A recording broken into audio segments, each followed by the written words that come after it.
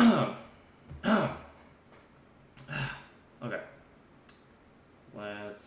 Everything is recording.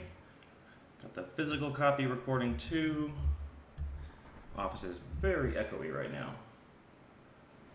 All right, let's do it. Do it. All right, let's do it. Okay, so there's some people here. All right, we got a lot of people hanging out, ready to learn about cycles, play with cycles, figure some stuff out. Crash Cinema. Can everyone hear me? Everything good? Audio good? Everything coming through okay?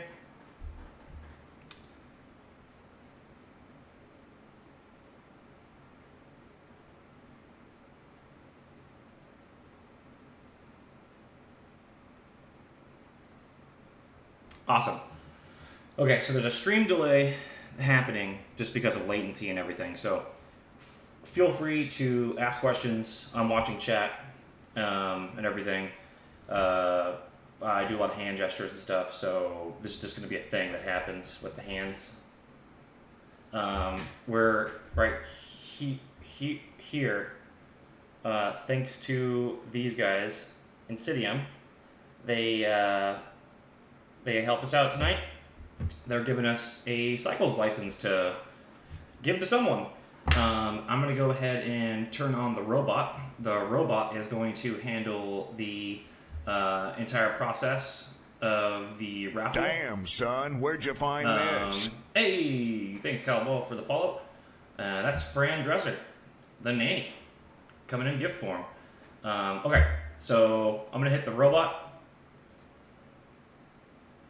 And this is just going to run for a while now. Everyone that comes in... Oh, wait, no, hold on. Other robot. It's a keyword raffle.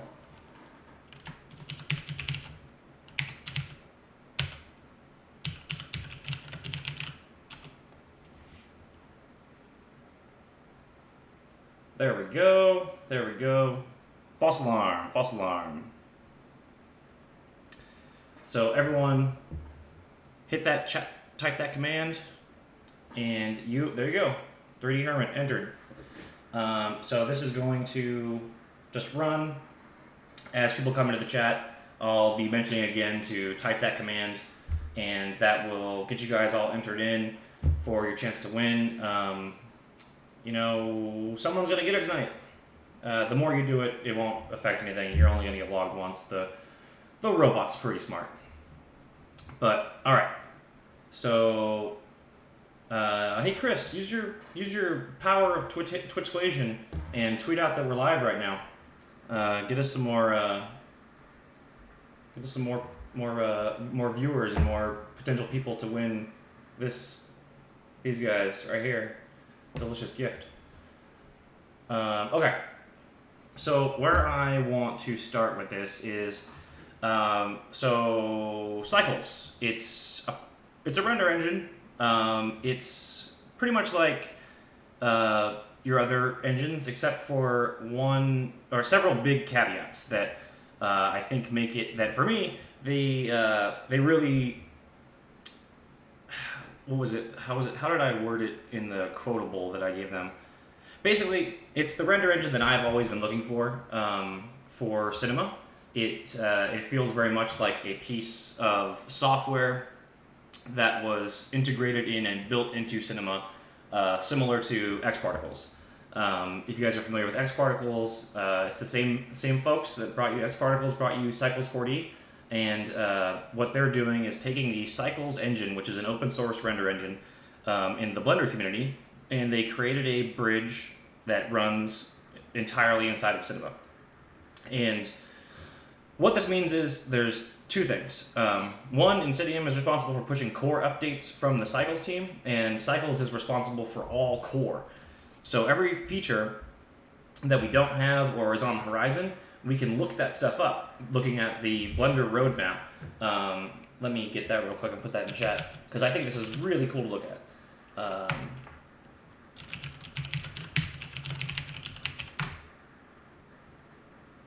This guy right here, which is coming to chat,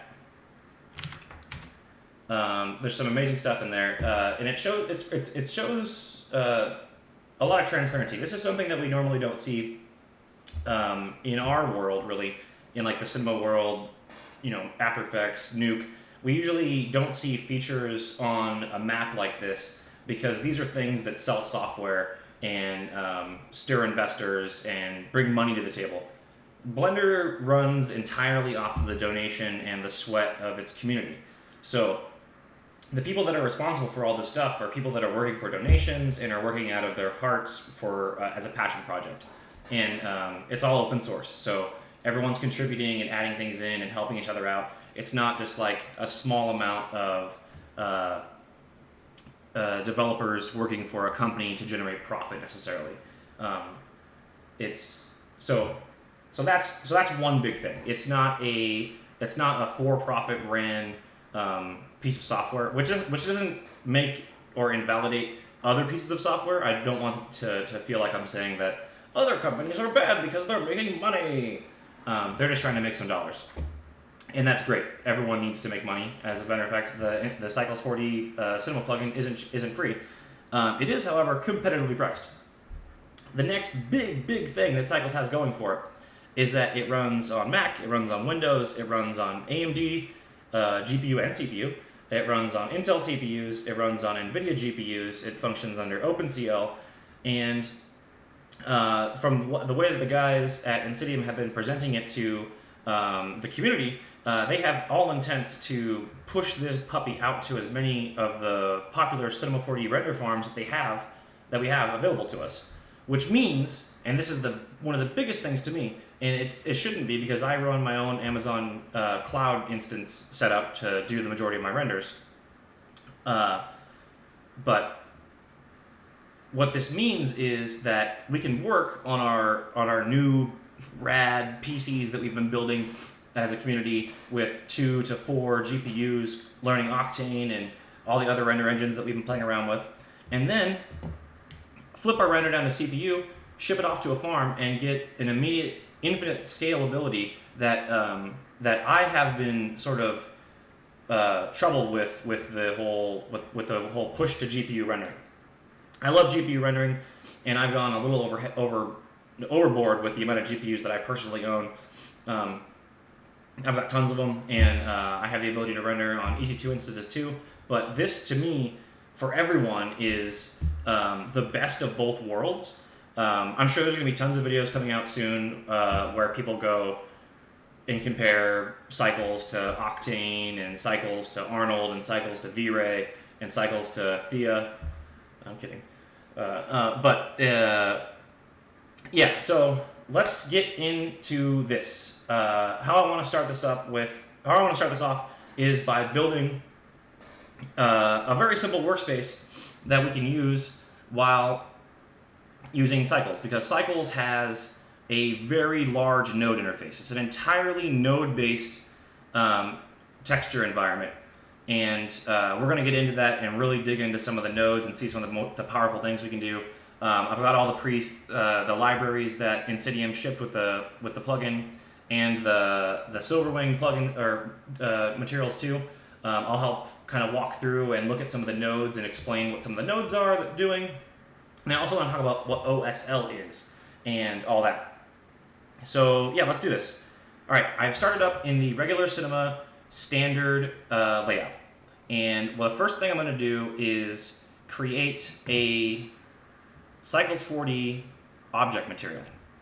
And then when I double click on this, we're going to be greeted with something that is seemingly kind of foreign. This looks like kind of like my Magical Christmas Land new Espresso, but it isn't. This is a texture, or this is a nodal texture environment. You'll see that we'll have attributes that are both here and right here. These attributes do have slight differences that make it important to have both of them. We'll see some of those later. But so where do we put this thing? I have multiple monitors. I have 3 monitors, but I don't like working on all 3 of them. I like having a monitor for one application, a monitor for another application, a monitor for another application, or even on my work display is an ultra wide display, so I just work on one big, nice, long display. So what I'm going to do is take this node editor and get it right here next to the side where I can see the white line go all the way down, and dock it. And this is going to cut my perspective window in half. So what I'm going to do now is I'm going to go ahead and get rid of this, and I'm going to move this up here. I'm going to make this a little bit smaller because we don't really need it. Oh, actually, you know what? I think I ended up moving it down here when I made it before. So yeah, let's put it on the bottom. Let's keep our attributes nice and handy right here. And then the next thing that we need is something that's going to be very important to us. The Cycles real-time preview. So if we go to the cycle menu and go to real-time preview, it's going to give us this little window. I'm going to take this and I'm going to dock it right here. If you've seen some of Mike's videos, Slouch Corp on Vimeo, or just any of the videos with that really, really nice Kiwi accent going on, he has a very similar layout to this. And it really kind of, I was like, hey, that makes a lot of sense. I can do one window. Son, where'd you find this? Hey, thanks for the follow. Okay, so we got our node set up. We got a real-time preview. And the next thing we're going to do is we're going to create a... Damn, son, where'd you find this? Hey, it's Zach. Thanks for the follow, Zach. We're going to create a couple render settings that are going to work for while we're doing look dev, and one that's going to be while we are actually rendering. So I'm going to make a new render setting, and I'm going to call this Cycles Dev. Let's go ahead and make this active, and let's get some stuff in our scene. Let's set up a nice little setup scene here. So what I just did was create a Cycles environment. This is basically like Cycles' version of an HDRI dome. You can use any of your HDRIs that you have laying around, but also let me change over to one of my GPUs. Also, yeah, you can see right here in this drop down that I have a list of all the devices that I can render on. One, a super sweet CPU, a few different CUDA GPUs. I can render on those same GPUs using OpenCL. The reason why you would do this, by the way, rendering with NVIDIA and OpenCL, is if you're working in a mixed environment. I know a lot of people that have the new Mac Pro, or the trash can Mac Pro, and those guys are going to be cranking hard on OpenCL now as they get going up on this. And then I might work in CUDA entirely. There's a list of limitations that exist in OpenCL that are on the Blender Wiki that you guys can dig into more. But it's just nice that you can test things in every environment possible. So I'm going to go ahead and switch over to just one of my GPU displays. I'm going to hit play on this guy, and I'm going to have a gray solid background for my Cycles environment, because right now its environment is just a 50% gray world. And then let's make a platonic, or something for us to have as a reference point of where 0 is, and then kind of center this out. And what we're noticing right away is that we have a lot of float. We're looking at it at 100% with 100% size. Size just means that I can shrink this down a little bit, but I don't really like working like that. Like in every render engine that I work in, I typically work in a real-time preview window. I pretty much set up like this. Question from Spiffy LA. Adam, hey man. You can work in GPU rendering, and then when you go, so if you're in your cycle setting, in your render setting, not Octane. I don't even know why it's installed anymore, honestly. I haven't used Octane in 3 months. So if you're working in multi-CUDA to render locally, and then you want to switch to CPU, it'll switch right over. Main benefit that you get here when you do that is if you're working in multi-CUDA, you have no open shader language support. It only works on CPU. And there are some amazing OSL shaders that are just ridiculous. There are some different there are going to be there is a potential for there to be a noise issue, but if you're rendering in optimized settings with correct samples and lighting and everything, and you're not having noise issues in your render, you're not going to have a problem switching between one or the other. They theoretically should not look much different. You could probably argue that the noise seeds are different because of the different amount of cores, but I've done tests where I had too many particles or too much data in the scene, and then I just switched back to CPU and rendered overnight. And when I comped, they didn't seem any different to me. So I don't expect them to look much different, if at all, other than noise. So if you have noisy frames, it may be an issue, but I don't think you're gonna really run into any situations. I haven't been able to test it on Amazon yet because I just haven't needed to, but that's one of the next things that I'm gonna do over the Thanksgiving break is sort of re-image my Amazon instances and get those set up so I can start doing CPU renders via EC2 when I want to do many jobs at once. Okay, so we are going to work on just one CUDA display right now, and I'm going to change the output for cycles dev to 800 by 500. Let's go and wiggle this around a little bit. All right, so a little too wide. Let's go 6. What I'm doing here is trying to make sure that this is a 100% crop inside of this space right here, so that I don't have to zoom or anything and I never really lose it.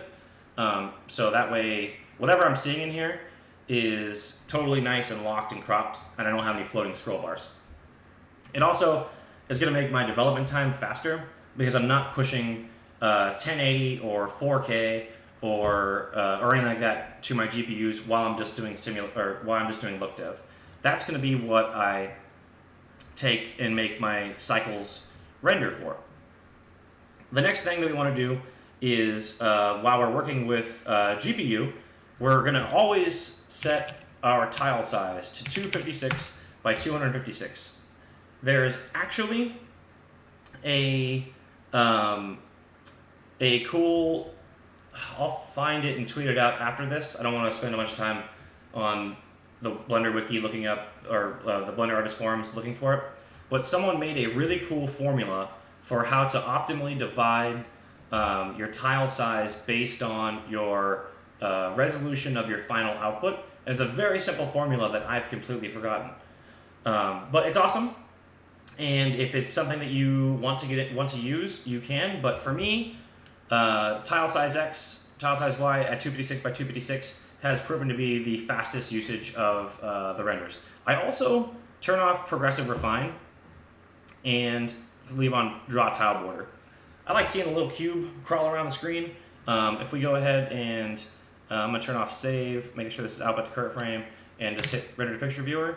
Oh, that was really fast. Let's go ahead and well, we'll see it again in a minute. Oh, ding ding! Thank you, Alex. Thank you.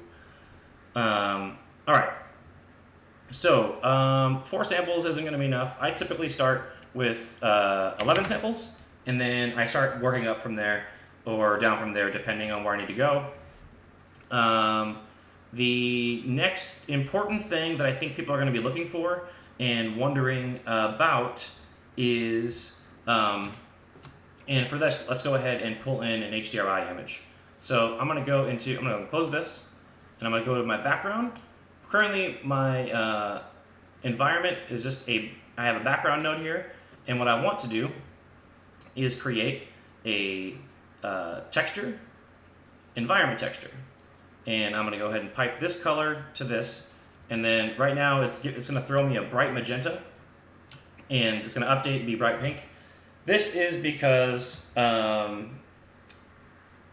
it doesn't have a reference to the image. It's saying, I don't know what you want me to load, but you gave me something that has a texture path. Abrad, or Alex, type this. Type cycles for me. Terrific pun, I know. Thanks, guys. Okay, so let's get an HDRI. I'm just gonna grab a random one from HDRI Studio, from the Grayscale Gorilla fellas. I like 6. I wish Windows would display EXR thumbnails, but they don't. I'm gonna say no, don't copy it to my project location, because I don't like it. So now I've loaded it in. I've got my image, it sees the size, it's in there, and now it's updating. We have our environment. Nice and big and blurb. Actually, this guy's kind of intense. Let me make this a little bigger here. I'm gonna grab this one. Oh wait, no, guys. I know what we should use. We should go to the HDR Collections Commercial Locations package and get Creative Office.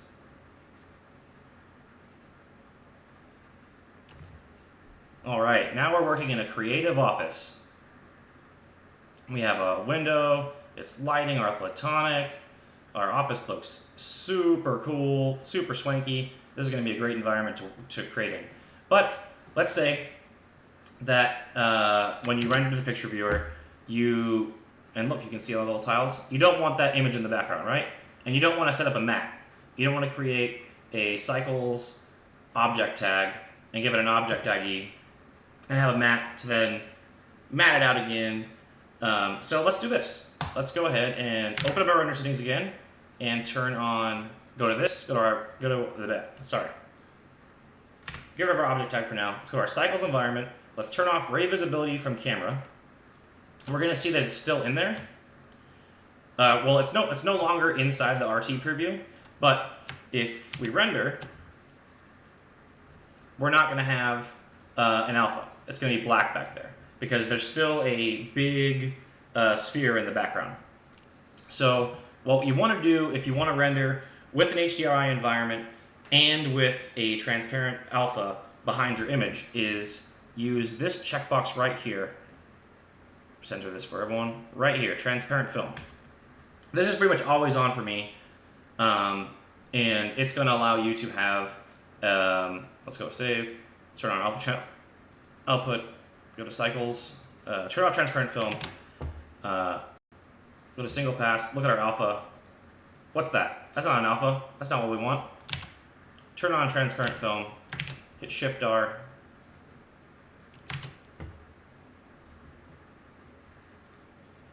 Now we have an alpha.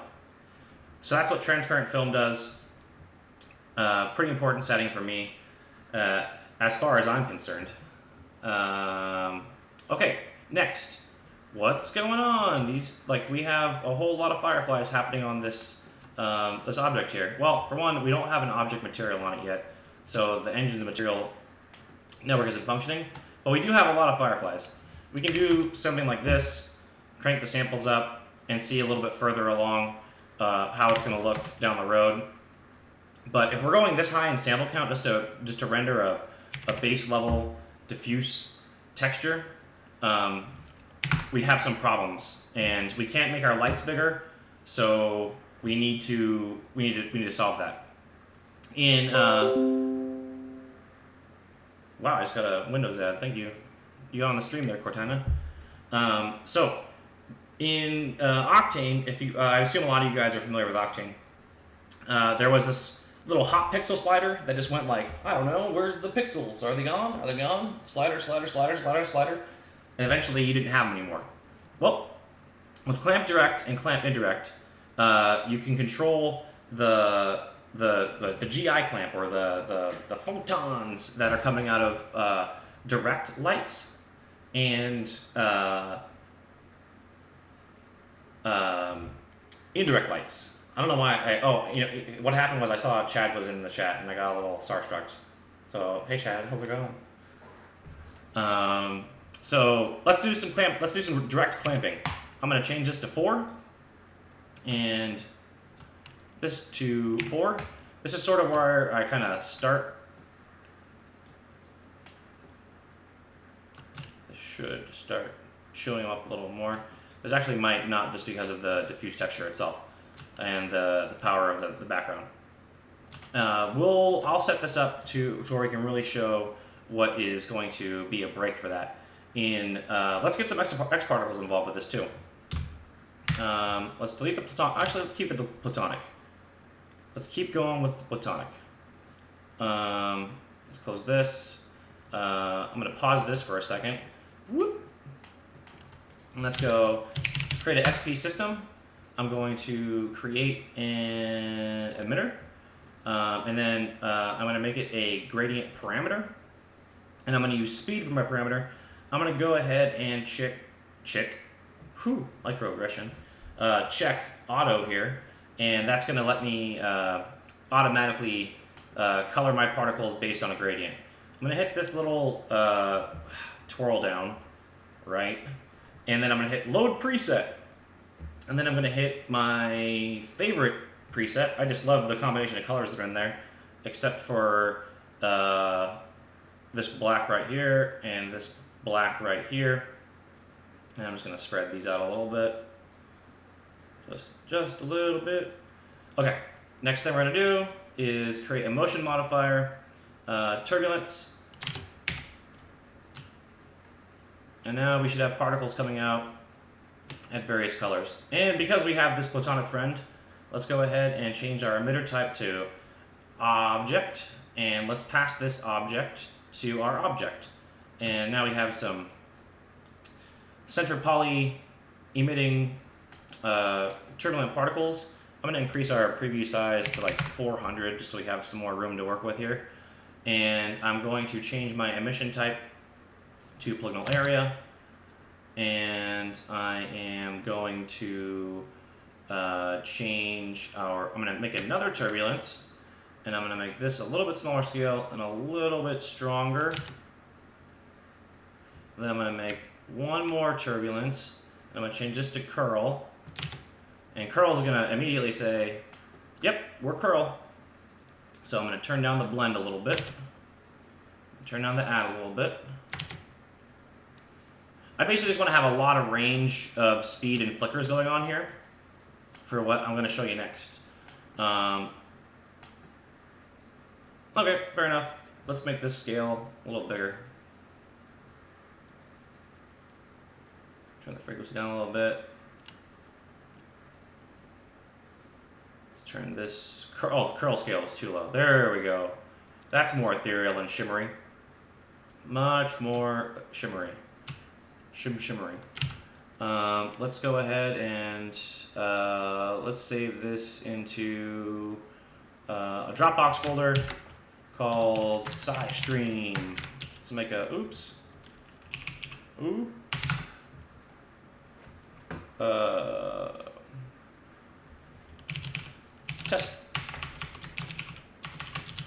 Test things. Okay, so now we've saved this file so that when we inevitably crash this tonight trying to do something, we get to have it come back and be okay. One sec, guys. It is getting hot in my office. I'm going to just use my robot to control the environment really quick.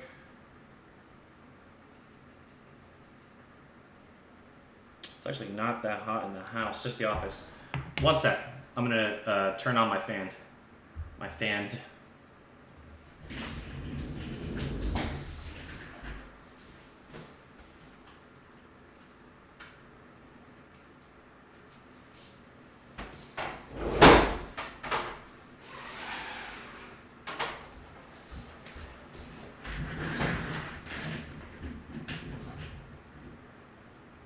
Okay, that should drop the temperature in my room a few degrees.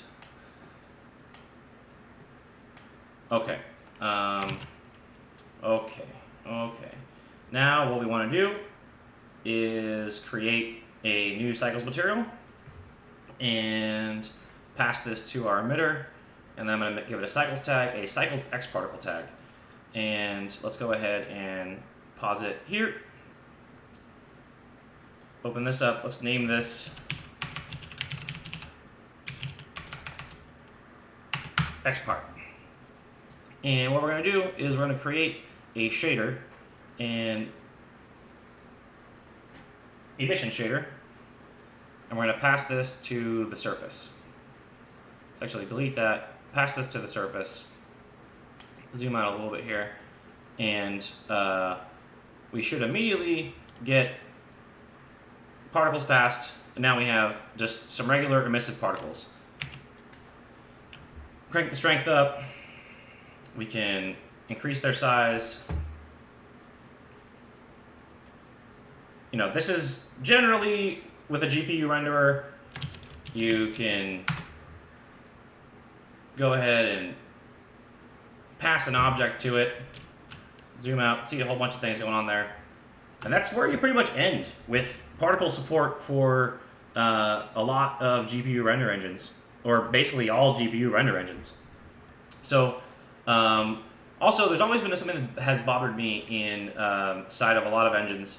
This guy, where you instance onto your object, ends up having to be thrown off into space, into some like arbitrary plane of existence to get outside of your realm. But check this out.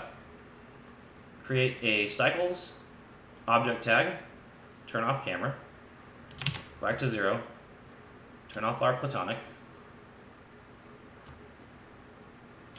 It's not there. We don't have to see it.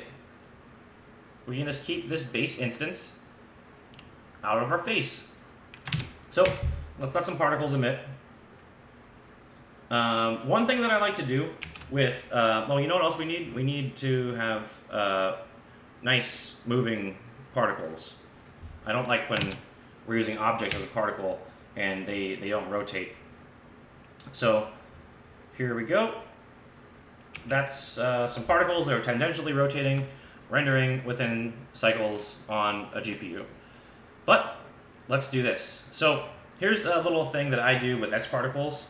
Whenever I am using an object as an emission source, or as an instance source rather, I drop it into other objects. Just so when I copy my system in another scene, or someone else grabs it, they're not looking through my scene for cube 1 or some erroneously named piece of geometry that has been used to do that thing. So the next thing we're going to do is we're going to pass our material onto the cubes.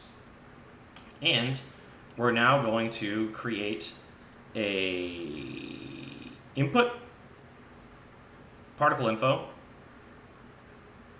color. And let's turn our emission strength down a little bit. Now we are passing the color from the particles as they animate through to our, not only our particles, but now to the instance that we're creating on top of the particles. So if we were to say, like here's one, this also comes out as a value that we can convert to other things. So let's do this. Damn, let's create, son, where'd you find this?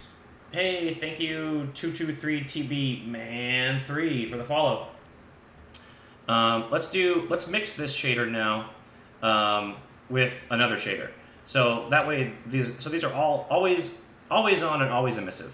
But what if we had another shader that was like a fun, like simple glossy shader that we wanted to use in the event that they weren't super bright?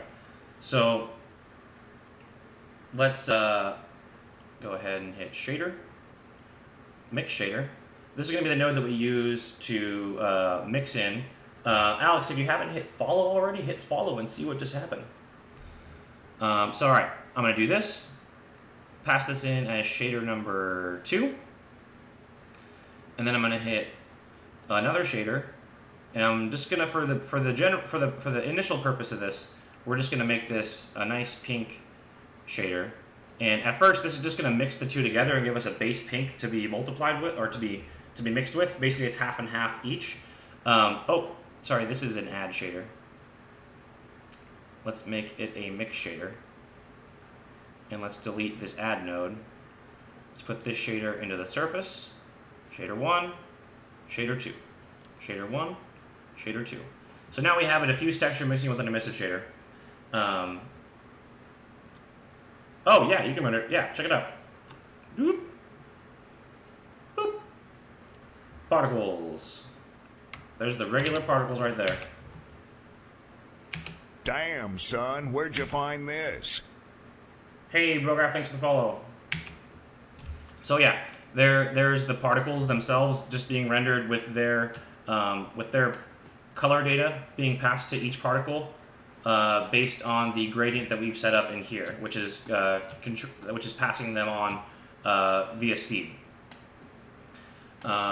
Save. I'm going to shift this back to our cube, make our cube visible again. And what we're going to do here, let's get back into this node build. Pass this onto the surface. And what I want to do now is take a converter node. All of these converter nodes this is being recorded. It's going to go up on YouTube after I convert it.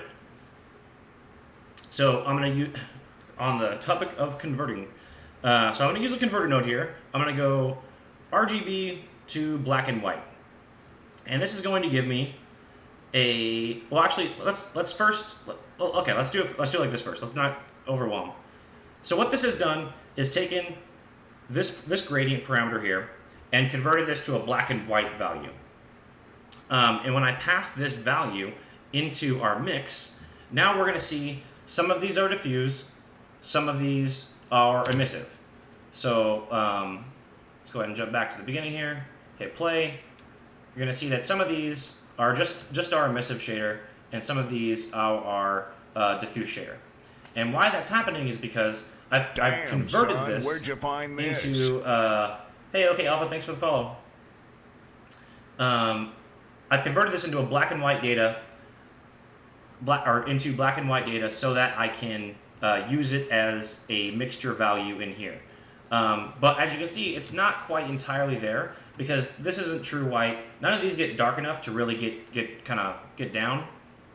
So one thing that we can do is go converter, color ramp, bring this color into here, take this color into the RGB to black and white, wait for it to update, and now we can have a clamp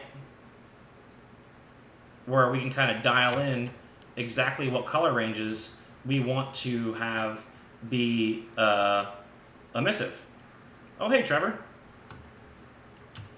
So with this color ramp that we've just made here, damn, son, where'd you find this? we can isolate and cap off certain ranges of our particles to just be relegated to our emissive node.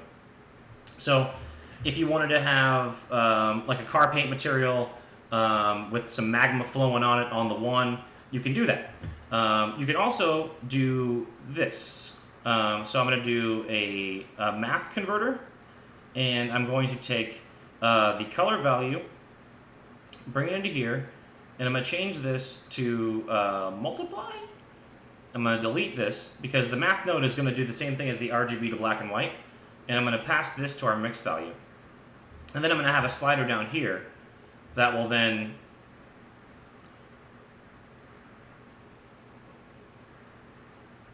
help us kind of get down. It's not quite working as well as I'd imagine. So what we could do, damn, son, I where'd think you actually find the this? RGB to black and white with the ramp. There are a million ways to skin a cat in this situation. So what I basically wanted to convey there was using the RGB to black and white converter to take the color data of the particle and pass it to a mixture material to generate a controllable clamp for our particles. Let's do the color ramp again. So I'm going to go ahead and wiggle this node in front of it here because it knows that I wanted to do that. And I'm going to go ahead and reclamp this just to show you guys again what we're doing. We're just creating a simple combination here. So let's say we want to take this further and go deeper. So what we can do, let's go ahead and minimize this, and then let's go to hide unused ports. Let's move this down a little bit. Let's shrink this a little bit. Put our surface out over here, and let's add in another mix node. Drop that right there, and let's make another shader, a glossy shader. Oop, that was an emissive shader. Well, this could be cool too. So for our emissive shader, and let's go to shader, or input rather, Fresnel. drop that on there, and let's clamp this a little bit more.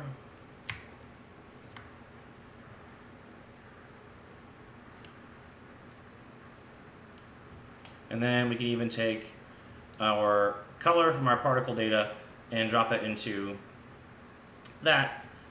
Let's get rid of the emissive. Let's do a shader glossy again with the emission.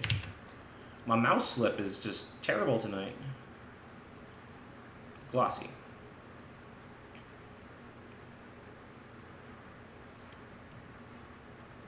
There we go. Now we got some gloss on our little shaders there. One thing that we can do also is, well, you think that, but we have a Fresnel, but we also have another input. We have a layer weight, which works very similar to the fall off ramp inside of Octane, kind of, except it lets you control the peaks of the blend, and then also you can change it to where it's just facing, which is really cool. So you can have particles that are faces that are towards camera or away from camera, and you can kind of shift around where the reflection's happening, which is great.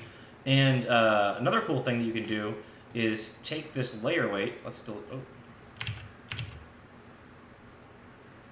delete that. Let's put it facing back here. And let's go ahead and show how to import an image texture or a C4D procedural. So let's go texture, image texture, and let's just go ahead and load up a C4D noise. Let's do a cell noise, and let's go ahead and do converter, RGB to black and white. So the reason why I'm doing this RGB to black and white so much is we have different colored ports that are going out and going in. And so, yellow connects to yellow and grays connect to grays. Sometimes you can connect yellows to grays with no real issue, but what we can do here is take this blend value that we're using to adjust our facing formula. Let's drive this with a noise texture. So now we can use for our guys, if you want to enter the raffle, type !, cycles for me with no space. So let's go ahead and zoom in here on our instances and see what we just did there. We basically now have used a procedural C4D noise to affect the percentage of the blend value that is happening with our facing. So if we go into our little controls here, and we can adjust our high clamp and low clamp, kind of tweak it out a little bit, we can get mirrored surfaces, and then just maybe make this a little smaller. And we can get these cool little digital noise patterns and stuff just on the surface. This is the kind of stuff that I kind of zoned out on for the first 4 days of playing with cycles. Was just I was like, oh, that's really cool. But then this is another really fun thing that you can get going on here. Shader. We go to input, converter, math. Now, the math node is ridiculously powerful. I guess as to be expected since it's maths. So let's go ahead and make a slightly different noise texture. Let's make this one bigger.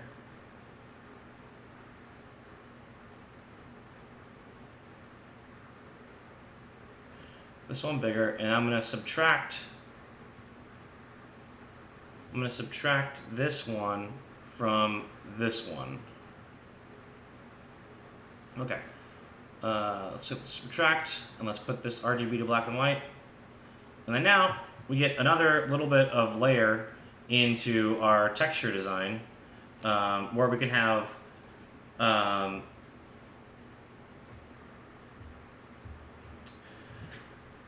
the question is, right now I'm working completely with instances. Does this handle world space with textures better than other render instances? There's still caveats, but there are, and I haven't really played with them or figured them out entirely, but there are ways to use procedurals and vectors to drive parameters of the procedurals that exist in the engine. So yeah, so just a couple little layers. Ugh, this pink color I picked. What was I thinking?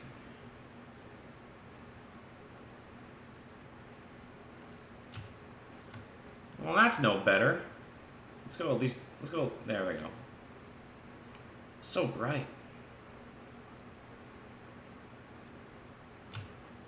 Let's go on the other side of the Creative Studio there. Okay, so a little cooler color. And then another thing that we can do here is, so we've got this emission happening right here. We have this color ramp. And we have this data happening right here. So one thing that I like to do, can we see a bitmap texture decal over a solid color? Bitmap texture, you mean like mixing a transparent material over a solid color? Really? You guys want to see that? Okay, let me see. Let me finish this, and then let me see if I have. Let me find a bitmap to use for that. That shouldn't be too hard. I haven't really tried to do it yet, but it should just be a mix with a value of the alpha. We'll do it in 1 second. So I'm going to take this this RGB to black and white value that we've created here. I'm going to make a color invert. I'm going to take this into here, and then I'm going to create another one, and RGB to black and white again, and then I'm going to make a math dot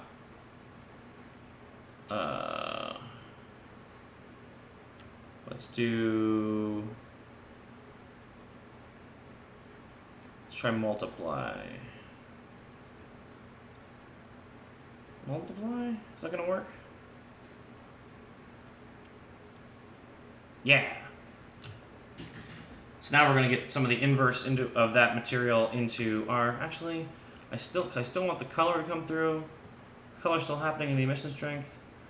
So let's do subtract. There we go.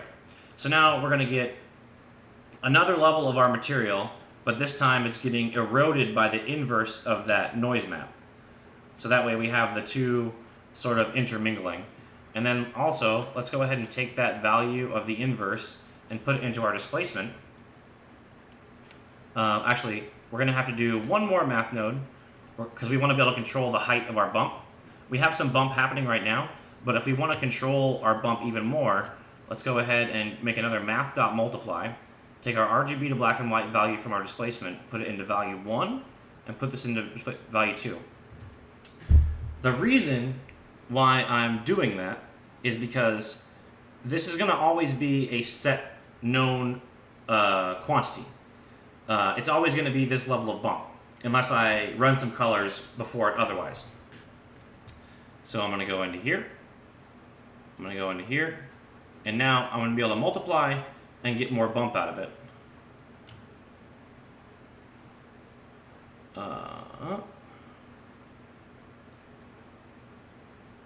Oh, you know, we need to do this too. Yeah, so we're getting a little more details in the sections where we divided. If I change it from, let's get rid of this invert node here. Get rid of the invert, and that should help a little bit. No, I still want the invert. There we go. That updated. I was waiting for it. I had to kick it. And then let's go into, let's save. So the pink in here is, the pink that's inside this value right now, that's the color from the particle speed. It's just being mixed through right now. So the color from the particles are now flowing through, coming through just those divots that we've created. And that's all coming through on the back of this particle info node, which has a whole bunch of sockets that you can get and provide colors and values. They're getting a little bit dimmed because I don't have them. I'm having them being muted just a little bit. But if I crank them up, we'll see them a lot more. Let's turn them back down. And let's go ahead and turn off our environment. So our environment's not overpowering our colors too much. And then maybe let's go ahead, let's scroll back and let's load a different preset with a little bit more dramatic color padding. Let's do a rainbow. So there's the particle colors from speed coming through our emission texture. And we can play with our gradient ramp that's isolating some of the bits to clamp it down a little bit. And there we go. That's just a... Oh, and then one other thing that we can do is a displacement method that... Let's see if this should work fine. But now we're going into potential crash town. Let's go experimental. And let's enable micro poly displacement.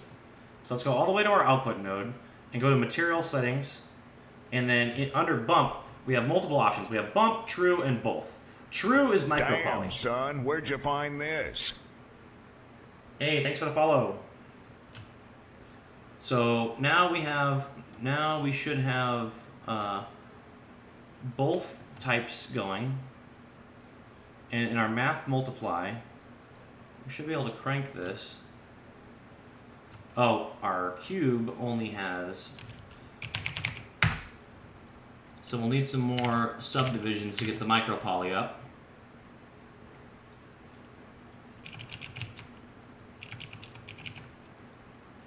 But as you add in more subdivisions, our micro poly, we may crash.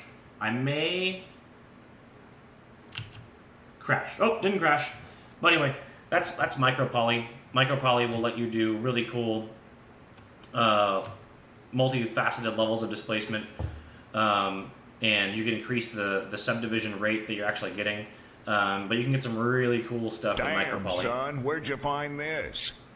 Hello, Instagram. Thanks for the follow.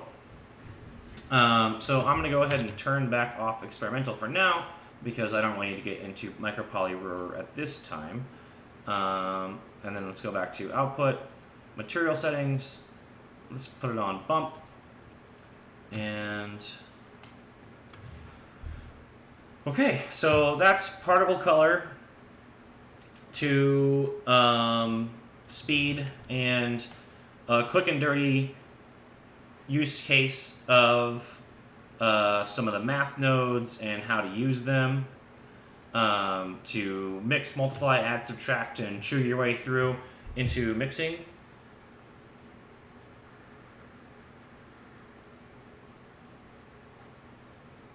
I think it's just the brightest color. It's not just the brightest color. It's there's a clamp that's happening in here that's trying to lock it down, but it's not really being accurate. If I truly wanted to get just the brightest color, I'd have to make it a little bit smarter, and I have a node that can do that. Let's go ahead and do a load group. C4D tools and resources. Textures, cycles. So this little guy right here is a node that I made. It's a little big, so let me make this. You don't have to use this, but I wanted to do it as an experiment. It's probably a little bit too big to kind of get into entirely right now. But what I'm basically doing is taking the velocity of the particle. I'm separating the matrix. I'm taking I'm multiplying x by a power of 2, y by a power of 2, z by a power of 2, and then I'm adding them two math nodes together. Then I'm adding the x, y, and the z together to to get the same output. Then I'm doing a power of, I'm basically dividing this, or multiplying it by a third, and then I'm dividing it by a value that I have outside of here. And what this does, particle info, okay. Let me make sure that this doesn't, let's reduce this down just a bit. Let's go up to this is surface, let's get rid of this. Let's get rid of that. And then let's bring this back into here. And now,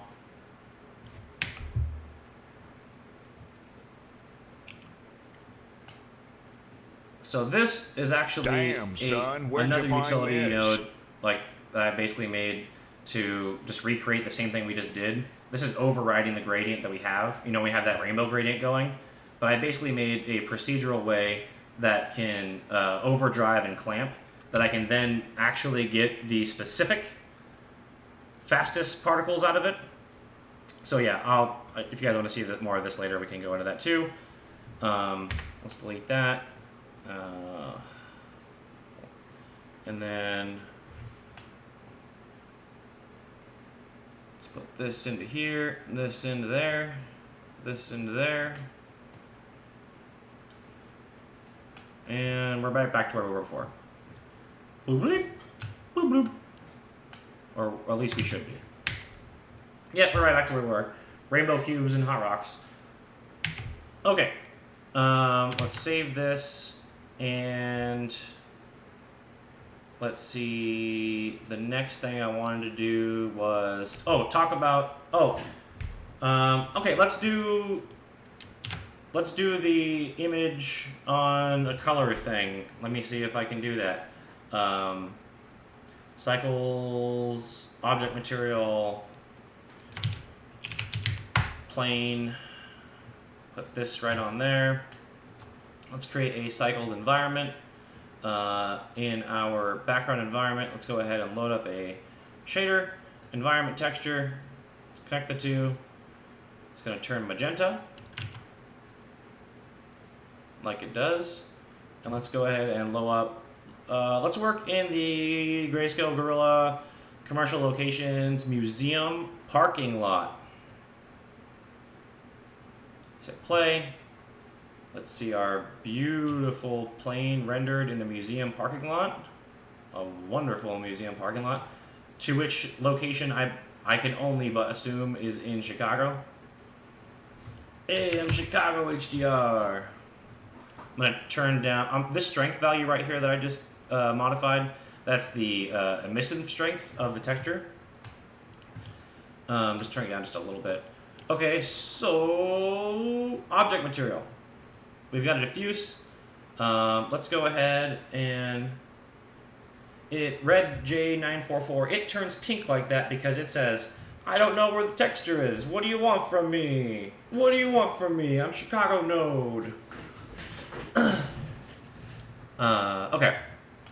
So let's go image, or let's go texture, image texture. Let's pass the color to the color channel. And, yep, see, so there's no texture there, so it's like, I don't know, bro. I'm going to go to my documents folder, my streams loader.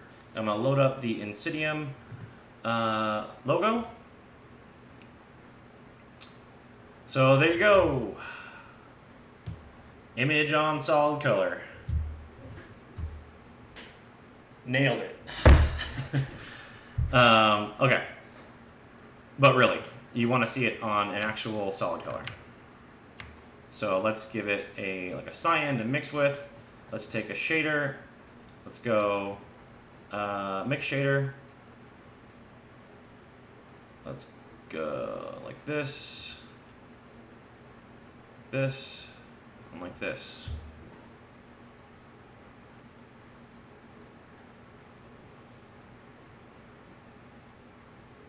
Oh, this image doesn't have an alpha. My bad. Hold on. Let me create an alpha for it really quick.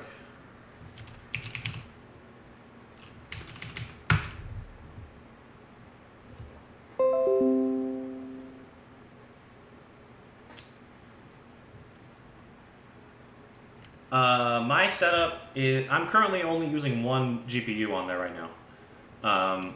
So let's just do a quick and dirty alpha here.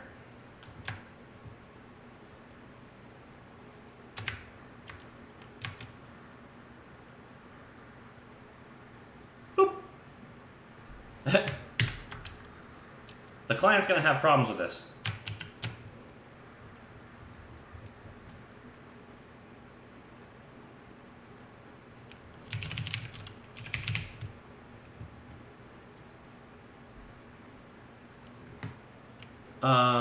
But yeah, it is just a plane in there. There's an 8K HDRI image in there, and I'm only using one GPU. So let's reload this from my desktop. There we go. Using the alpha as the mix value, putting the logo over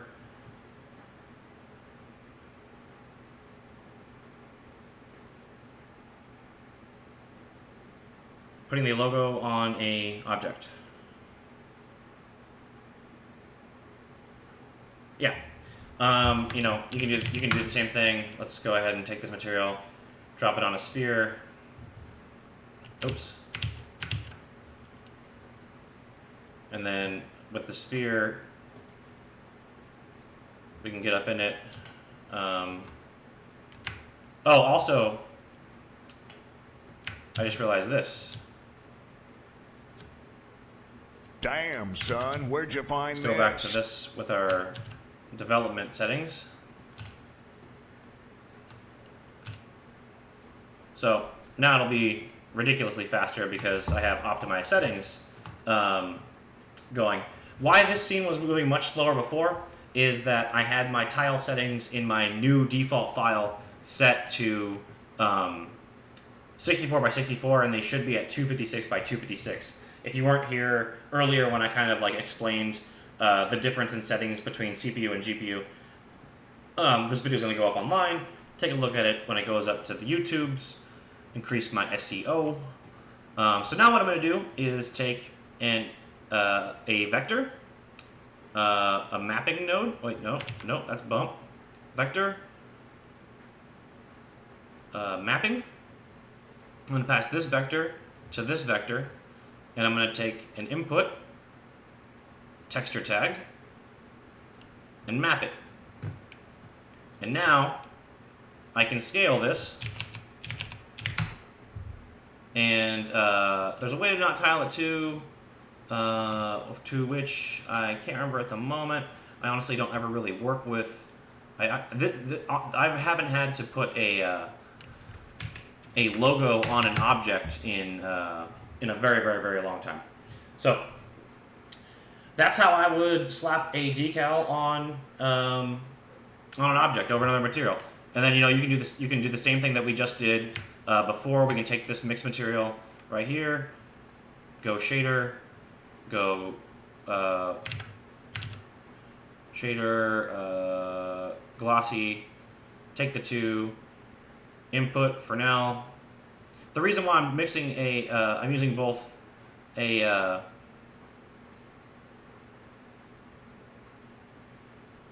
reason why I'm using this here Fresnel to mix the diffuse and the glossy is because you want to be able to have both as properties of a material.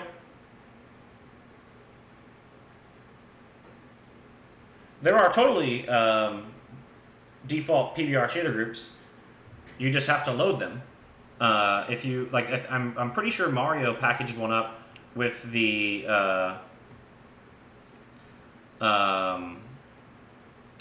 like for instance, we're well on our way to having a completely set up PBR material set up here. So if I just go like this and hit let's go ahead and select all these guys. Make sure I have everything. Zoom out, select, and group selected.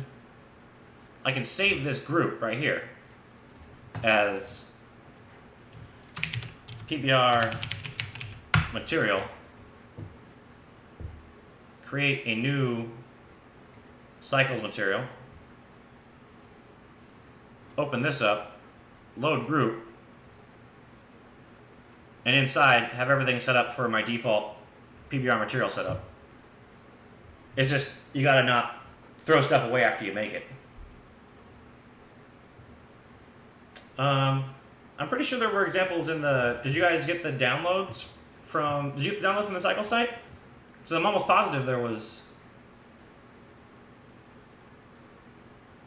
If there's not, I'll spend the 2 minutes making one and drop one on Dropbox tonight. Happy to do that. Let me check.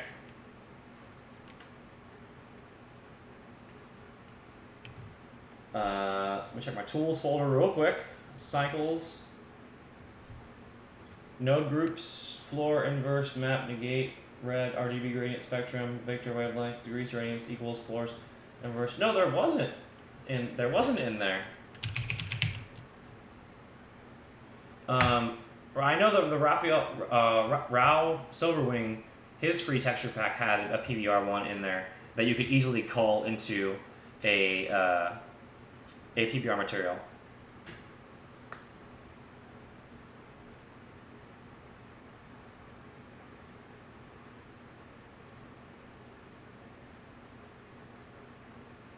But yeah, this guy right here too. One sec, let me pull up a. I posted this video earlier in the motion design Slack, but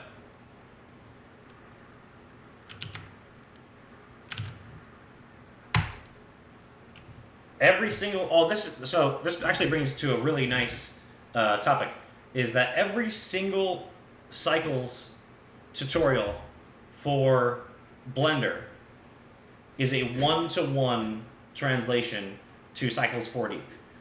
And if you follow these, you will get in the same realm as like, there might be like a unit issue potentially with some scenes depending on the tutorial and the author, but yeah, it's pretty great. There's a lot of CrossFitter. It's seriously, if you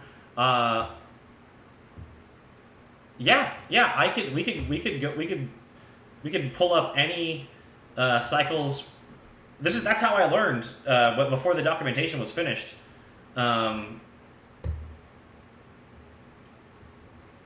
Yes, not only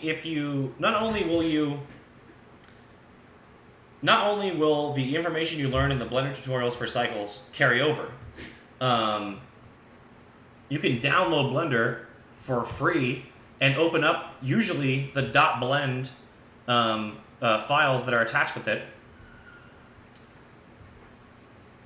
and look at the nodes right out the gate, like how that works. Hi Casey, is distributed/network rendering supported? I know Team Render works fine. I've rendered with the command line render as well. I know that there are some people that today were having problems with the license server. But yeah. So where are we going next? Oh yes. So now I was gonna talk on GI clamp and or not GI clamp, but clamp indirect and clamped direct. So let's close this and let's go into this file. Let's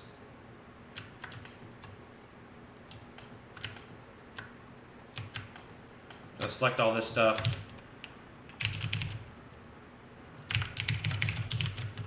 Add this to a new layer.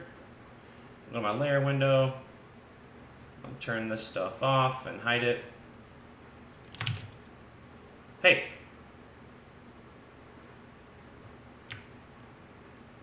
Boop. All right. So I'm saving that stuff.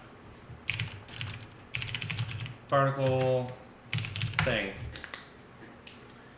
All right. So So now let's create a scene that will likely have a lot of fireflies. Let's make a torus. Let's create a. Actually, I want these materials as well hidden. Oh, I forgot I won't hide them in there. Let's create Cycles 40 object material. Let's put it on the torus. This torus, I'm going to give it a emission shader. Put it on the surface. And then I'm going to create another object material for the plane. And this one's going to be a shader glossy surface. Hold Alt to drag to slice nodes.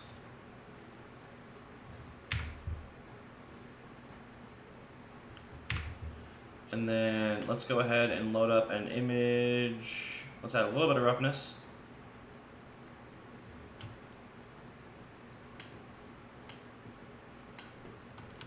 Wait, hold on. Hold on, guys. I think we're there. Boom. Every day. I just broke the everyday internet.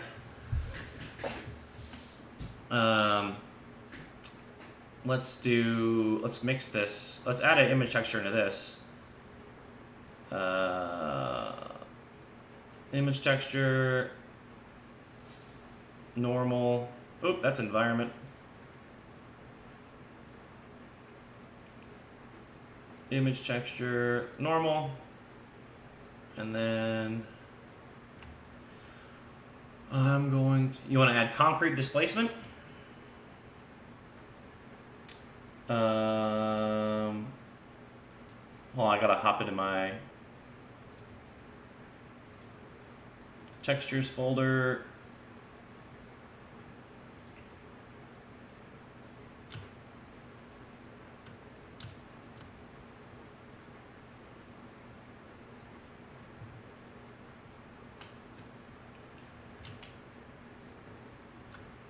Now let's go to vector mapping.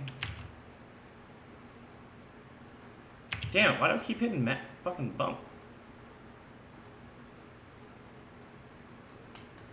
Go input, texture tag. And I'm just doing this so that I can. Damn, son, where'd you find this? Hey, thanks, Midmotion.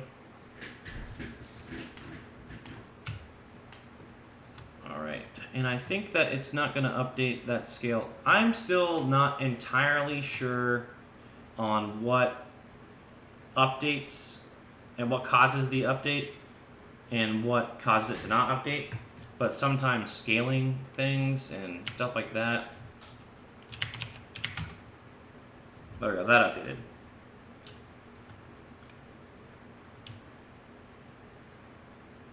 And then let's make a cube. Damn, son, where'd you find this? And then let's go to content browser. And let's find something from the pack. Let's do this guy. That should get buzzy. Hello, I'd really like to have an issue with fireflies right now. If you could, please give me. Oh, cast iron.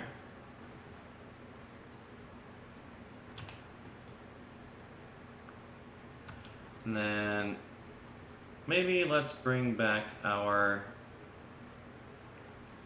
Damn, son, where'd you find this? Hey, thanks for the follows, everyone. Thanks for the follows.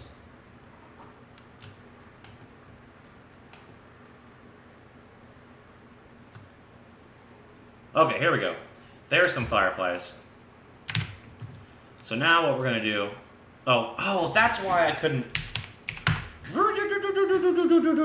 Rewind. I was trying to get rid of fireflies for you guys. I'm terribly sorry. I've been wasting your time. I already had my default not going to see firefly settings on, and so let me go ahead and make it so that we can see fireflies, and a lot of them. So here we go.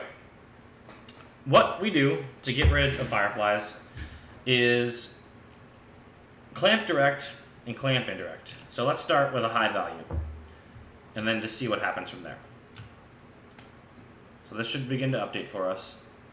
I'm also going to turn that up. So we've increased our samples, and we've increased our clamp indirect and clamp direct. If we go back down to 0, we're going to immediately see our firefly problem come back. Go back down to 0 again, we're going to see our firefly problem come back more.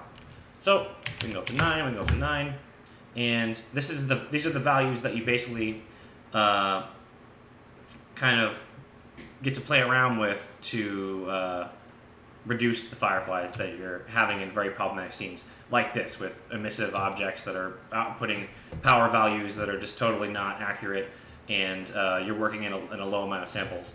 If we let this go up to 20 samples, again, I'm only on the one GPU. Let me see. I don't want to crash my stream by going multi-CUDA, but let's just let it go multi-CUDA for a second. Yeah, so that's pretty good. So yeah, clamp indirect and clamp direct. There's also another way to get rid of your specular issues is by changing your filter width. One's going to be worse, or the higher value is going to be a little worse. Again, I'm still learning and memorizing the documentation myself. So that's how you do some firefly management. You can see everything. It's still a little noisy, but that's just because my samples I'm not letting my samples go as high as they should. But getting into 20 samples in 5 seconds is not very bad. Displacement example. The documentation is freaking amazing. Amazing, as they say in the hip shows. It's Insidium. If you've seen the X Particles manual, it's just as helpful. Okay, so you want to see a displacement example, J.D. Caldwell? I showed one earlier, but I will do another one really quick. Let's get our plane. Let's increase the width segments just a little bit, and then let me open this.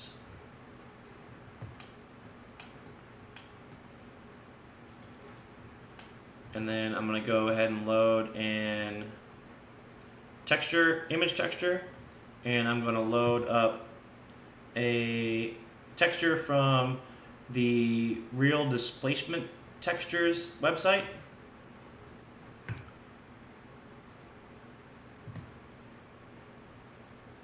Did I get the right one? This is the AO material. One sec.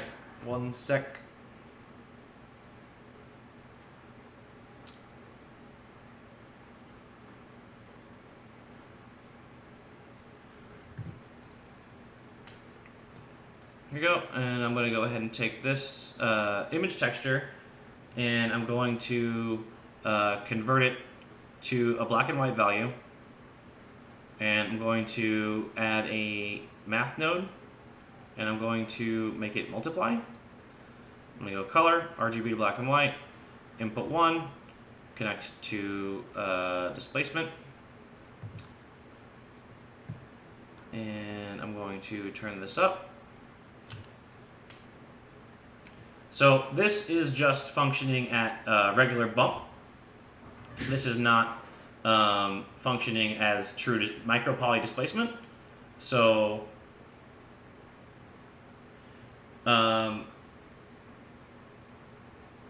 JC asks, how do you know when to convert to black and white? You convert to black and white whenever you want to take a color value and use it as data. Because when you want to use it as a driver for another parameter, like a mix value or displacement or something like that, then you would convert it to black and white so you have simple 0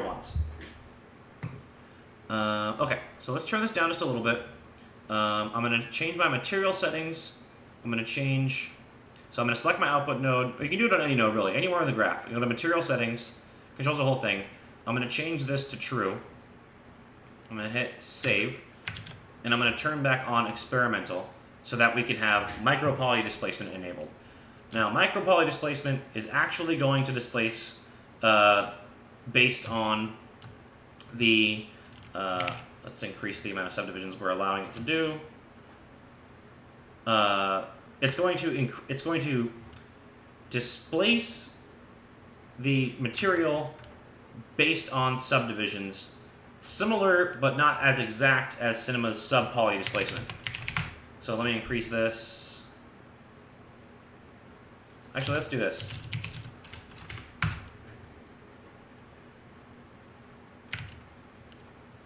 Put it in a subdivision surface.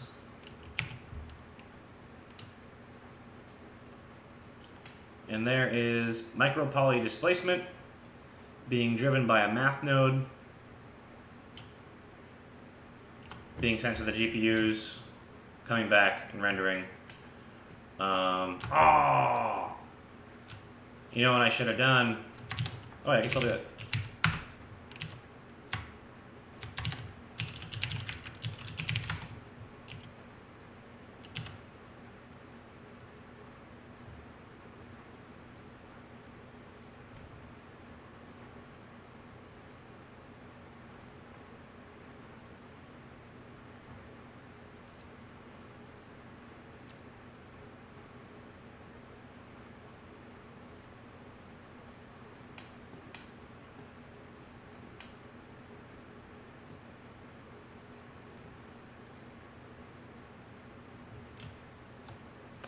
One sec.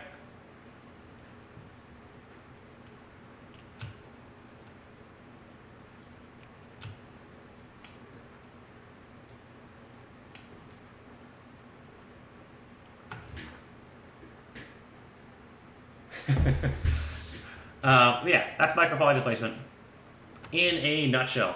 It's super powerful. It's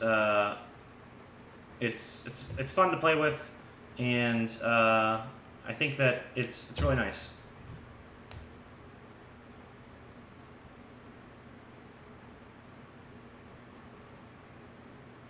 Does it have its own texture? How well would it do hairs?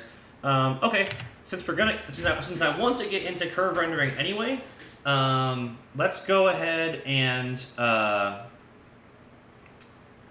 to be quite clear, this is not a parody of a Beeple render. This is a parody of a parody of a parody Beeple render. Wait, actually here.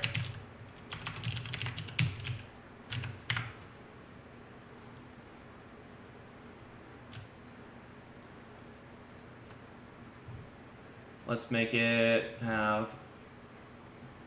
This is actually, regardless of the tonality and the satire involved with this right now. Let's go ahead and I'll just show you how the depth of field kind of works too.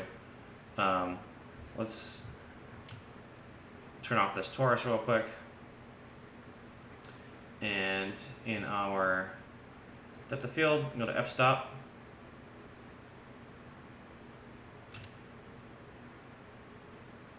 Depth of field looks nice too.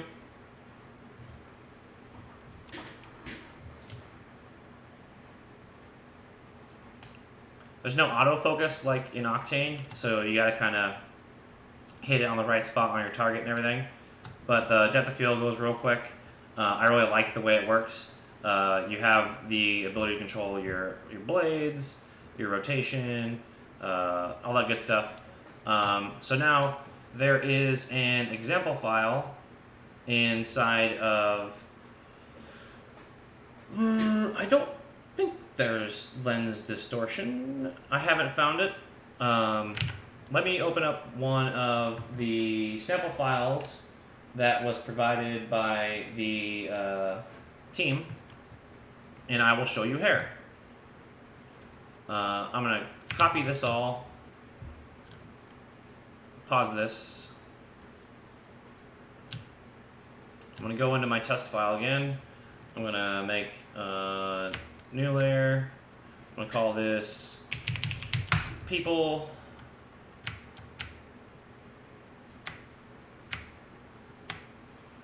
Turn all this off.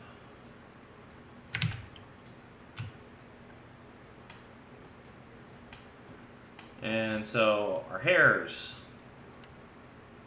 CUDA, make sure I'm on the right display. Let's hit play.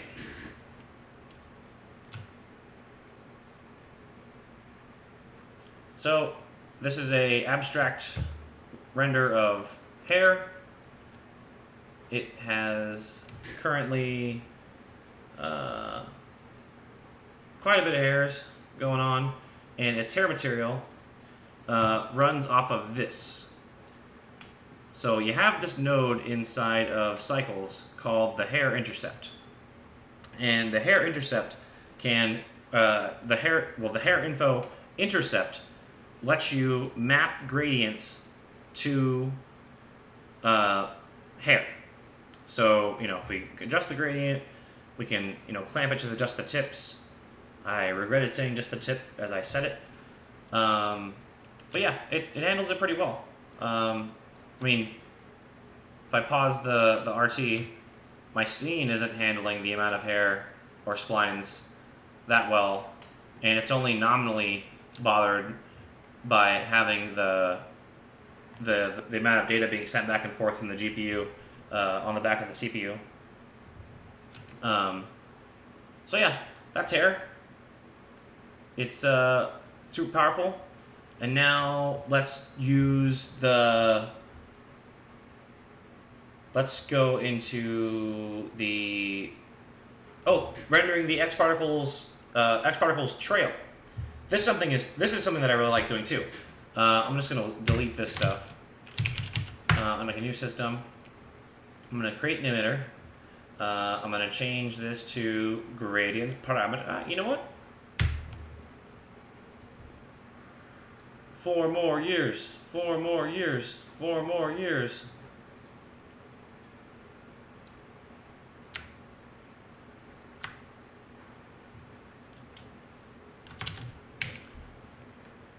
Okay, so one thing that we don't need in here anymore is this cube.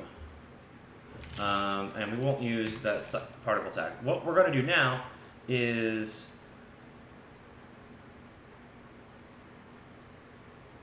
can you have it render hairs by themselves? Okay, let's do this. Add hair.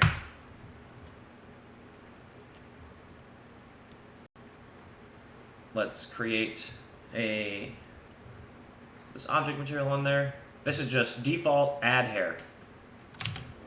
Hit play. Hair shakes down, RT plays. This is just default add hair to a platonic, hair being rendered.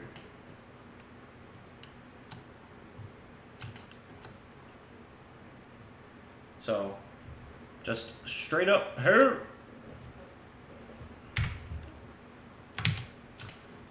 Okay. Now we don't need to see the platonic. No problem. That's why I'm here. Like, yeah, if you guys have any questions, you can just throw things out at me, like, and I'm happy to answer them. I have a lot of stuff in my head about this engine. It's actually really important to me that I can help other people that want to know about Cycles, because that means down the road, if I collaborate with one of you guys or someone else and they have learned Cycles and maybe I help them at all, then I don't have to work on another render engine. I can stick in the one that I prefer. So, selfish, not selfish? Okay, let's go ahead and create an XP trail. And let's add this to our... My question is stop squidding the camera. That is not a question. Dubergang, does C4D quick search work inside the node editor? Oh boy, I wish it did. All I can tell you is that everyone that's been a piece of feedback that that has been sent their way, and there are things that exist for cycles called Node Wrangler, and it is a very powerful thing. It's a Python library. I would not be surprised if they weren't already planning what to do with Surface Pack 1. It's Insidium, guys, so we know that every single release is going to give you a new reason to buy it if you don't already own it, and a new reason to be thrilled by it if you don't own it, or if you do own it. Also, yeah, no clowning. Okay, so back to the X Particles trail. So we've created a generator, and we need to pass the emitter, or we need to pass the trail our emitter. For that, we may render something. If I hit cycles curve, we're not going to get anything. Nothing's going to happen. It's going to render black. That's because of a couple things. For one, you can never really use, with an X Particles trail, the subdivide function. For two, we need to say that the trail thickness is anything but this. So I'm going to use spline, and let's go ahead and restart it, regenerate it.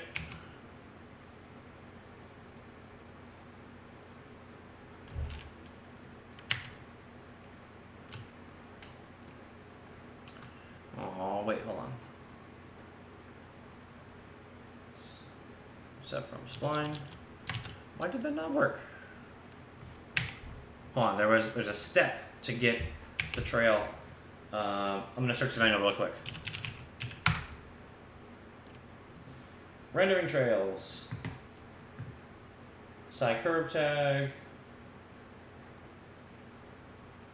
The trail object set thickness mode to anything other than do not to ensure that the color data is stored.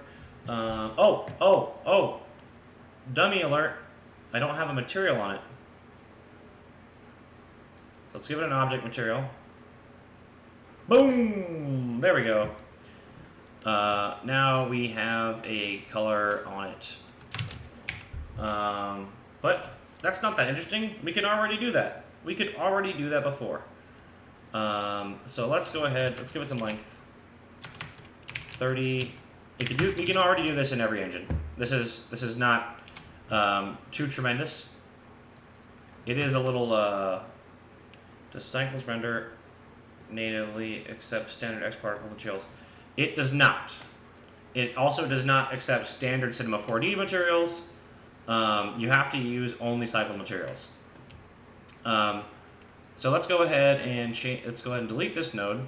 Let's create a shader emission, and let's add it to our surface. We can also do this too. We can go and put it in volume. We can render these as volumes. So if you wanted to do that, you can.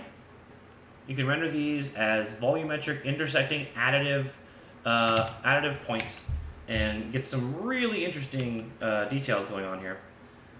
It's very fun and fibrous. So there's always something fun to do with cycles and the different ways that you can manipulate the data. So I'm going to make a particle info. Oh no, I'm sorry. I'm going to delete. I'm going to make a input attribute. I'm going to set this to trail, and I'm going to pass the color. And now our trails are changing color based upon the particle that is driving them. This was one of the things that came out when I first saw it, as they were posting videos on this. I was like, I can't tell you how much I missed doing this. Being able to use particle data to drive values inside of a render is something that, as someone who's basically built an entire freelance career and animation career on the back of interesting things being done with particles. I like renderers that don't support particle attributes have been a nightmare for me. Let me see if I can show you. Let me find something really quick. There is no C4D converter right now. I would not be surprised if that were not on the roadmap. Damn, son, where'd you find this? Thank you for the follow, Guitar Boy 2828. I'm going to show you something that I made to combat.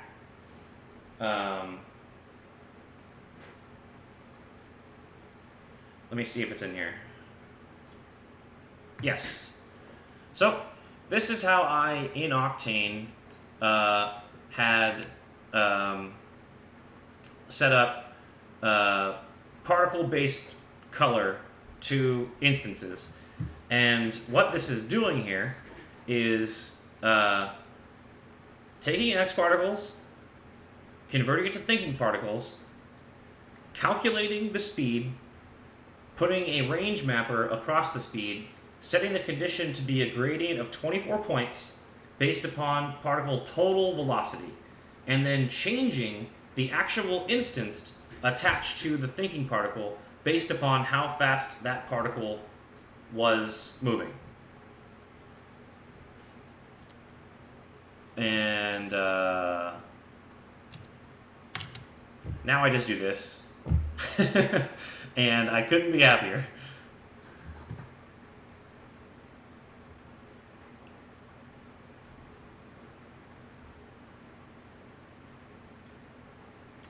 Well, that's one of the like I'm always okay with being faced with a challenge because I'm sure that I can figure out a way around it. But I welcome the ability to not be challenged by simple things like this, which is just so crazy. Okay, so it's not a new question. Other than CPU support and better XP support, what is the benefit of cycles to Octane? Or is that a stupid question? It's absolutely not a stupid question at all. It really depends on the type of work that you do. For me, I do a lot of stuff like so these are some of the some of the tests that I've been doing with cycles, and these have been R&D for actual projects that I'm working on. For this one, for instance, is taking a Turbulence FD volume and rendering the emissive or the burn value with using the Turbulence FD velocity pass and mixing that velocity pass with a procedural moose grave texture, and it's giving us that really cool rainbowy smoky look in there. The reason why I love this engine so much is because I can take data from everything and apply it to a different point in the render and make, just multi-layered, really technical like shaders that have just so much going on. I never figured out how to get this level of control and this much minutia in a texture in Octane. Octane was all like, that material looks good, that's how it's going to look, it looks amazing, we got there real fast and it renders real quick, and I can handle tons of data, and I'm really, really, really capable of handling all this data. Cycles can render volumetrics like Turbulence FD. Absolutely. Let's do this. I have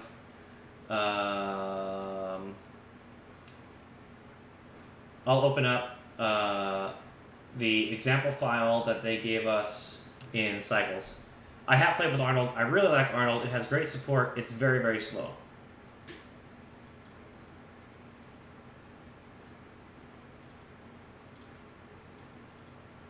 If Cycles at some point came out with a GPU render, I'd be like, whoa, that's crazy.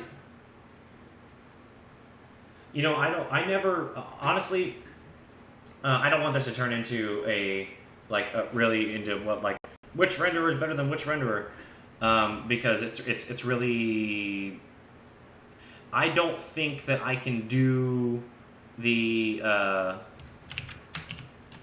me just change this cache path. I cached this file earlier for us to play with. This is in the example files that they ship.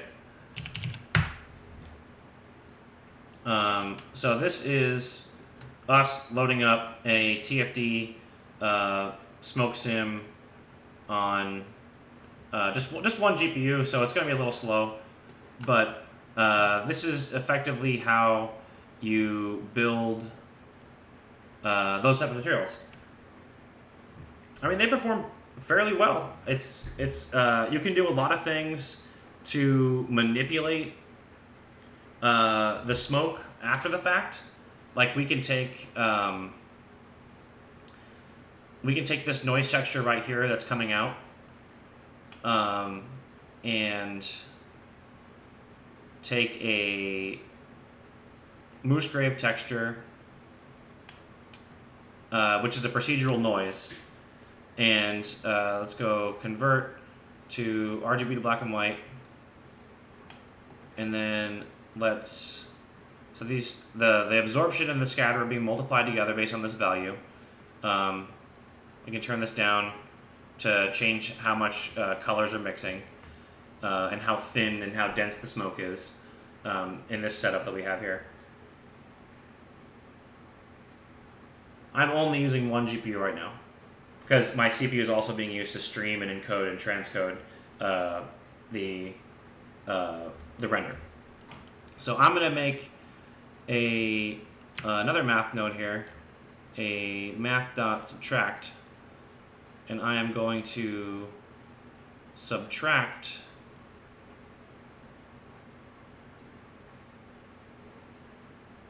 the scatter. So the scatter is what's is rendering the volume itself. So now I'm going to add in a procedural noise to it. This should work. Oh wait, hold on. Other way.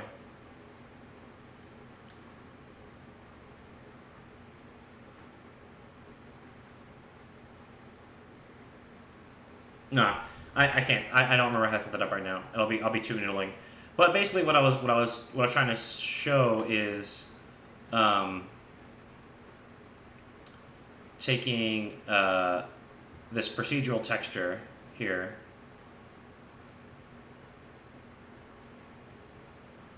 Oh, oops. That's what I did wrong.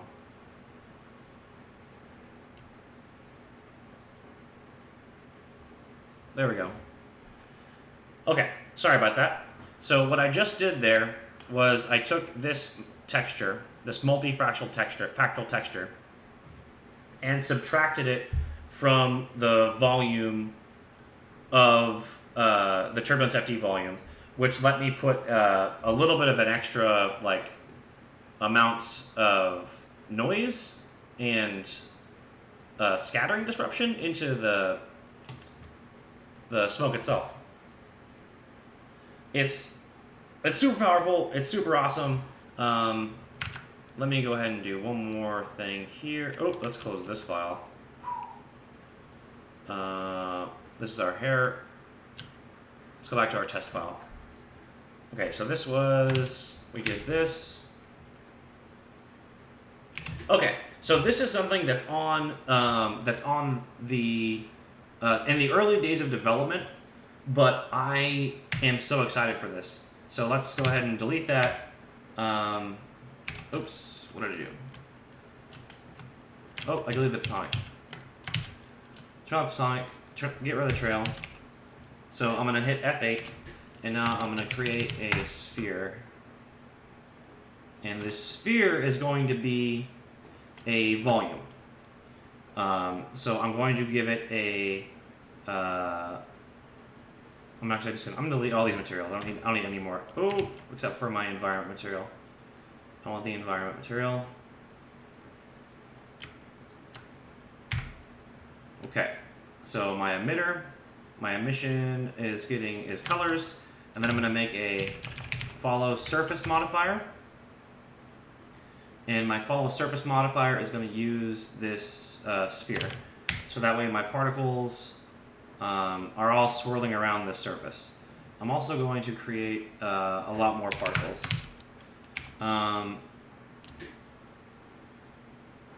Okay, so I have a lot of particles on there now. And now I'm going to create a new cycles material.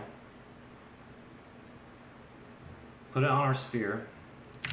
Save, double click. And what I'm going to do is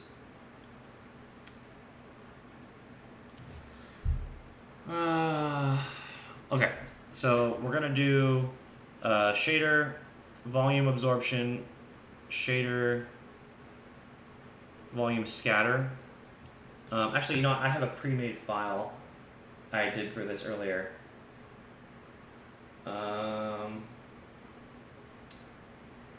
One sec, let me find this for you guys.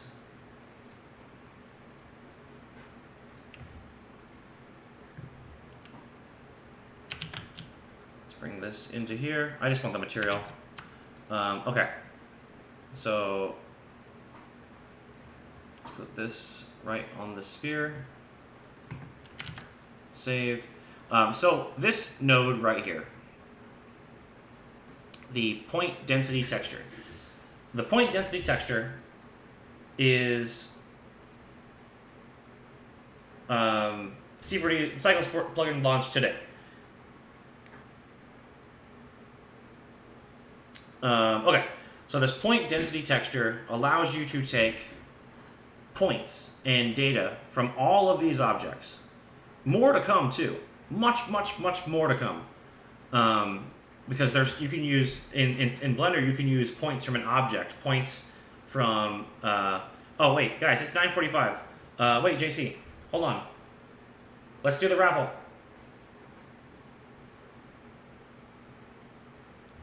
Okay, here we go, guys. Ready?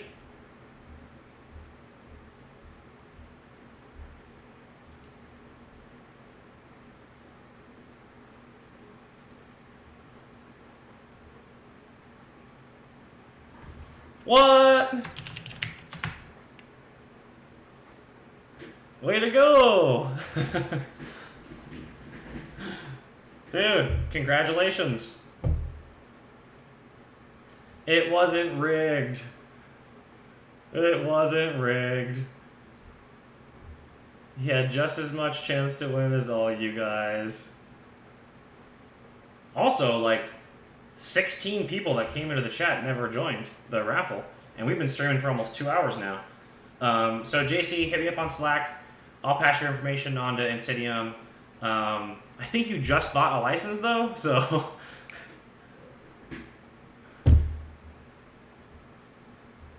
we're going to have a great raffle. It's going to be the best. It's going to be huge.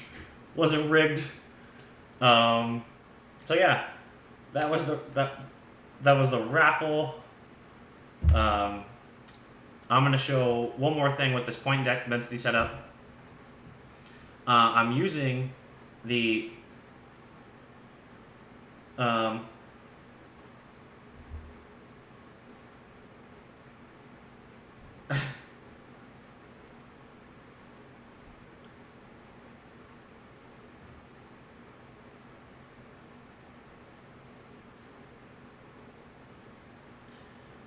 but yeah, okay, sorry. Well, I felt bad because he'd been in here since super early on, and I just happened to look what time it was. It was almost 10, and then, But thanks everyone for the follows and everything. We're going to do this one last thing. It's the point density texture. I'm going to pass the emitter to this object here. And what you're going to see is I'm rendering particles as volumetric spheres inside of this sphere. So I'm going to go ahead and change this to color. And now we're going to pass the color onto those volumetric spheres. This is pretty big, in my opinion, because this is how effectively Krakatoa kind of renders its thing, which kind of gives me hope that, like, as this point density node gets better, and more and faster, it's going to become a very, very, very handy utility. Right now I have the voxel size set at 150. If you have it any lower, it's a lot of memory. If I decrease the radius a little bit of the spheres that are being rendered, we can change the overlap. I'm gonna try to lower this a little bit.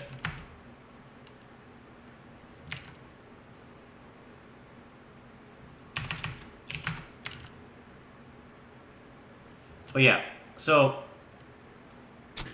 as you can kind of see what's going on here, it's a very interesting additive way to render particles. It's rendering them volumetrically inside the sphere as a volumetric, and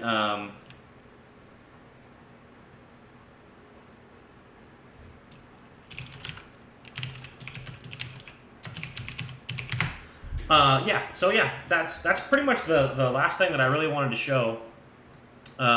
It's kind of slow rendering it with this, but there's nothing else that you can do this with. You're passing these colors on into volumetric space. Like, you can see that they're kind of like cubed a little bit. They're kind of fuzzy, but they're also three-dimensional. And I don't know. There's a lot of stuff that we can do.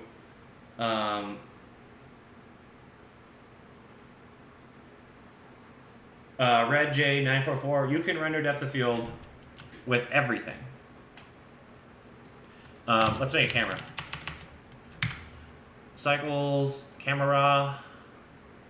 Our target will be this sphere. And we'll change our thing to f-stop.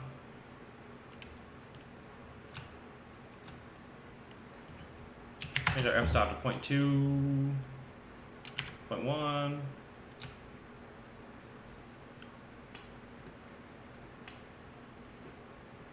Make space nebula. Yeah. So someone else asked. Oh, I think he left. Dubergang. Dang, sorry. So I hope that I've explained some of the pros that the render engine provides over alternatives. The biggest thing for me is the fact that you can just straight up manipulate data into ways that we've never been able to do with this amount of power in cinema. I think it's just awesome.